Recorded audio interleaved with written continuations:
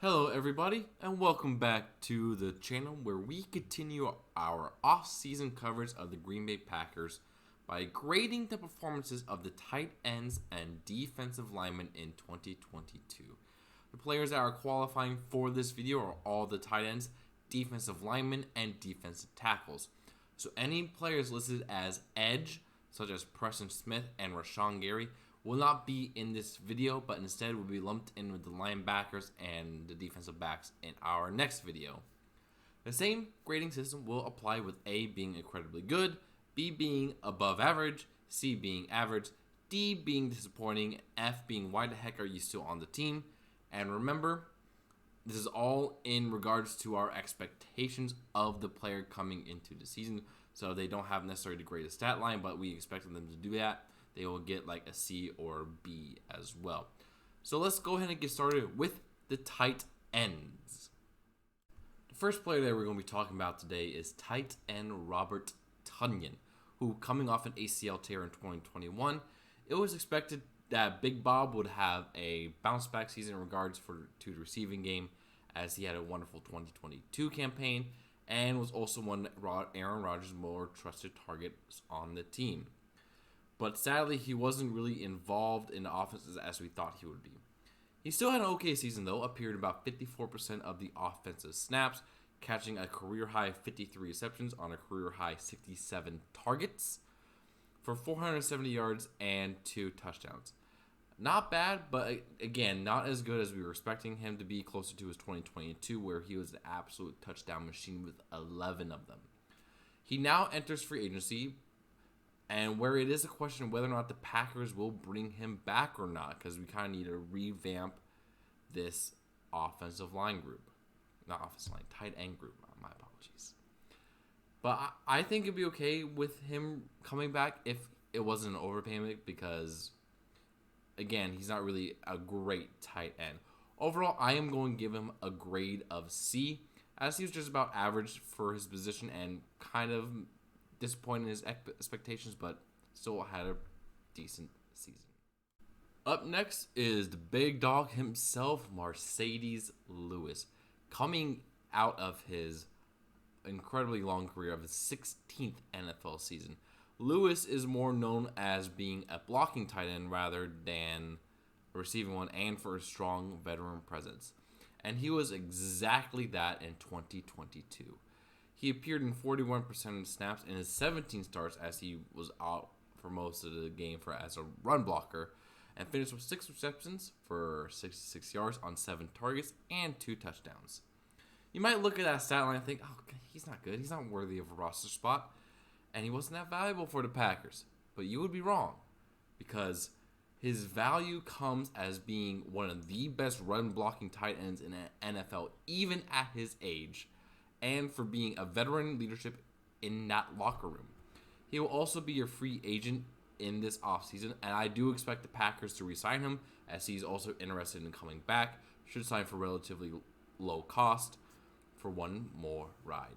Overall, I give Marcedes Lewis a B, because remember, this is in regard to expectations going in, and we know Lewis isn't a receiving threat. And so, again, his grade is a B. The third tight end on this list is Josiah DeGuara, and another year and another lack of development for him. The third-year pro out of Cincinnati only appeared in 24% of the offensive snaps this year, finishing for 13 receptions on 15 targets for 114 yards and 0 touchdowns. You have to wonder if it was the Packers' third-round curse that kind of took down DeGuara, because we really haven't seen much of him in a position group that really could use a guy to step up, and he really has not been able to do that. And he might be in danger of being cut potentially this offseason, because it's just obviously it's just not working. I'm giving Josiah a grade of D, because we expected him to be a lot better than what he is so far in his career, and he needs to have a heck of a training camp to make this roster again. Next up on this list is Tyler Davis, a training camp stud and a guy that the Packers training staff and coaching staff really hyped up for us in this season. And it wasn't worth it, as Tyler Davis didn't see the playing field on offense that much, and was mainly used as a special teamer, and only appeared in 16% of the offense snaps for 4 receptions and 26 yards, but did appear in 81% of special team plays. He finished, again, with 4 receptions on 7 targets, not that many yards, and I would imagine that the Packers would not keep him again because he really didn't live up to the hype that we were all being fed out of training camp. And so I'm giving him a grade of D, not an F, because he's a 4-string tight end, did contribute a little bit on special teams, but nowhere near the hype that was given. Starting off our defensive line is the veteran Dean Lowry, and what a disappointment he was this year. He was not effective at all, constantly being pushed off his block, creating massive running lanes, and not generating any pressures on the quarterback. And worst of all, he took away playing time from our young defensive linemen like TJ Slaton and Devontae Wyatt, who frankly played better than he did. Lowry appeared in 15 games, starting in 12 of them before getting out with a injury that landed him on IR. Finished with 43 total tackles, 1 tackle for loss, and half a sack. Just an overall massive disappointment, and I hope the Packers do not resign him in free agency this season, as he will just, again, take away playing time from our younger players. And overall, I'm giving Lowry a grade of F for this absolutely disappointing year. Next up is the second of the Packers' first-round picks in 2022 in former Georgia D lineman Devontae Wyatt. And he really had a slow start to the season, not getting nearly enough playing time regarding his draft status. But as the season went on and some guys got hurt, he would improve that we needed to play him more throughout the year. Seriously, he is a beast. He had a couple games where he just looked absolutely dominant, generating a lot of pressures, pushing off his lineman back, especially in the Week 18 game against the Lions where he had a forced fumble and a sack at Jared Goff.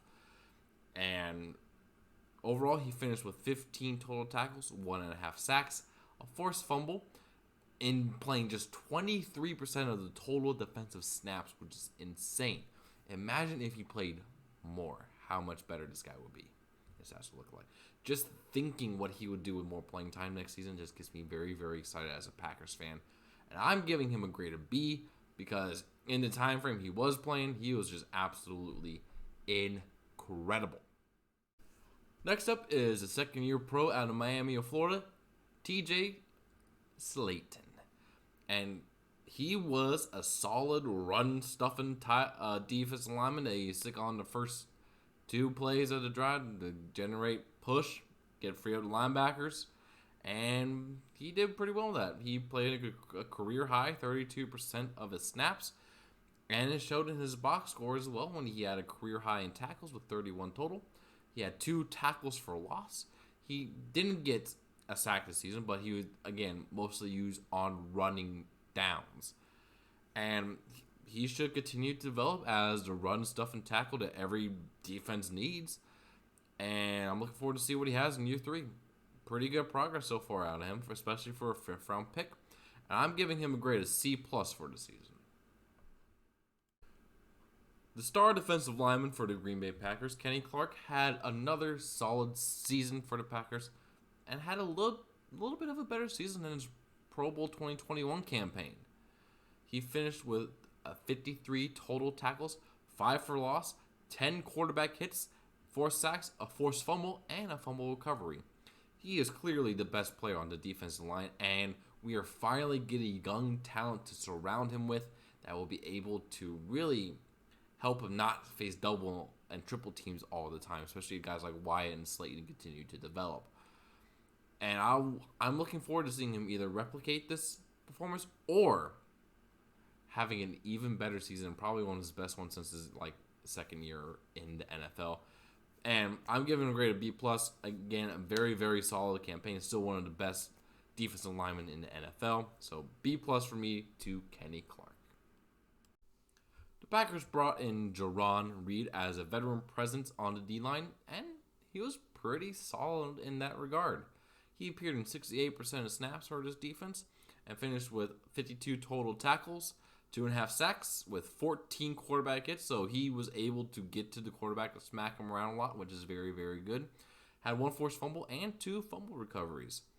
He had a very, very solid season, and as he enters free agency, I expect the Packers to try to re-sign him for a reasonable price. I wouldn't mind seeing that. He will be a great rotational piece for this D-line, and I'm giving him a grade of C+ for the 2022 season. So if you add up all the grades by the standard letter grading of the United States, where A is 4, B is 3, C is 2, D is 1, and F is 0. The overall grades for both tight ends and defensive line are kind of low, with the tight ends getting a C- and the defensive line getting an overall grade of C. And both of them were kind of weighed down by a couple of failed experiments. For the tight ends with Tyler Davis and Josiah DeGuara not really performing as they should. And for the D-line, it was mainly Dean Lowry being absolute liability that brought down his overall grade, because all the rest of the players had not had a grade lower than C+. But I expect the Packers to address the tight end position in the draft or in the offseason, and the D-line should continue to develop with our young guys and having Kenny Clark there. So thank you guys so much for watching this video. If you enjoyed the content, please remember to like, comment, and subscribe for more Wisconsin sports coverage. Draft season is coming up, so I'm going to do some Packer draft predictions here soon. Going to continue grading the Packers with a couple more videos with the special teams, safeties, linebackers, and DBs. And baseball is coming up soon, and I'll be doing a Milwaukee Brewers preview here shortly. Again, thank you guys so much for watching. I'll see you again very soon.